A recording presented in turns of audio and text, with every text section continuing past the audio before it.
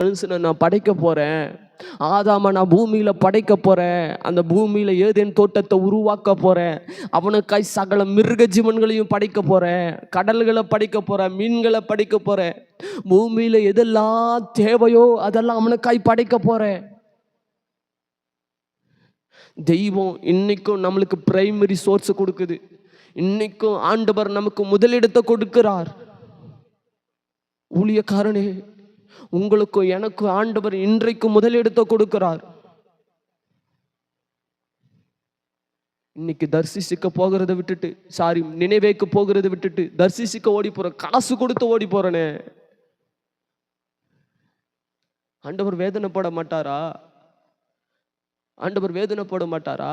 உனக்காக தானே எல்லாத்தையும் சிருஷ்டித்த, உனக்காக தானே எல்லாத்தையும் படைத்த, உனக்காக தானே எல்லாத்தையும், உனக்காக எல்லாமே நீயா இருந்தியே.